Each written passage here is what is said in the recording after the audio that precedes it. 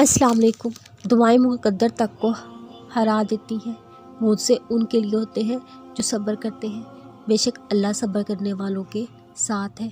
जब तुम अल्लाह की मोहब्बत पर सर झुका दोगे फिर वो तुम्हारी मोहब्बत के लिए कौन कह देगा। तुम्हें लगता है तुम्हारा मांगना कबूल नहीं होगा, अरे वो वक्त पहले ही अल्लाह ने कबूल कर लिया है।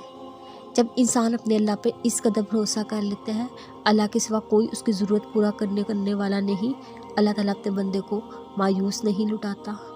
दुआएं नसीब से नहीं बल्कि नसीब दुआओं से बदलता है। तुम इतने यकीन से मांगो, तुम्हारे यकीन के बाद कहानी मौजज़ों की लिखी जाए। अन करीब कुन फयाकुन के मौजज़े होंगे, जल्द ही दुआओं को उनकी मंजिल मिलेगी। अगर आप सच में अल्लाह से कुछ चाहते हैं, तहज्जुद पढ़ें। ये दुआ करने का बाबरकत वक्त कबूलियत की घड़ी होती है। क्यों भूल जाते हो तुम जिससे मांग रहे हो, कायनात के सारे मौजज़े उसकी इबादत करते हैं। तहज्जुद के नफल बड़े प्यारे होते हैं, इधर इल्तिजाएं उधर कबूलियत, इधर सजदे उधर मौजज़े। दुआ के सिवा कोई चीज़ तकदीर को नहीं टालती, नेकी के सिवा कोई चीज़ उम्र में इजाफा नहीं करती।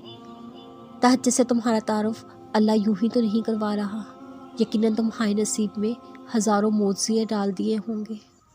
जितनी आजमाइशें आई हुई हैं तुम पर, इनमें अल्लाह की मसलियत छुपी है जो तुम्हें अभी नज़र नहीं मगर यकीन रखो उसका इनाम तुम्हें बेहतरीन मिलने वाला है। तहज्जुद वो उम्मीद है जो कभी टूट नहीं सकती, बल्कि आपकी उम्मीदों पर पूरा उतरती है। हो सकता है सिर्फ एक दुआ की बात हो सकता है अल्लाह पाक कुन कहने वाला हो।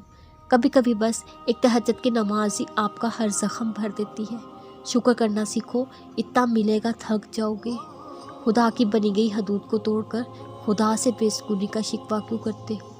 तहज्जुद में आपके बहाए के आंसू भी ज़ाया नहीं जाते, ये अल्लाह से आपकी दुआओं पर कुन करवा कर रहते हैं। जो तकलीफ़ अल्लाह की याद दिलाए वो तकलीफ़ नहीं, अल्लाह की नेमत है। तहज्जुद वो उम्मीद है जो कभी टूट नहीं सकती, बल्कि आपकी उम्मीदों पर पूरा उतरती है। कुरान को जब दुनिया से बेजार पाओ, कुरान उठाओ, दिल से लगाओ, रब के हो जाओ। जो दिल को अल्लाह से जोड़ लेते हैं ना वो दुनिया की फ़िक्र छोड़ देते हैं। एक सबसे खूबसूरत एहसास है वो दुआ हकीकत बन जाए जो आप और अल्लाह के दरमियान राज थी। सिर्फ एहसास, नदामत और फिर हमारी ज़िंदगी अल्लाह ताला ने पहले से प्लान कर रखी होती है। हमें किस वक्त कौन सी चीज़ किस लिए मिले।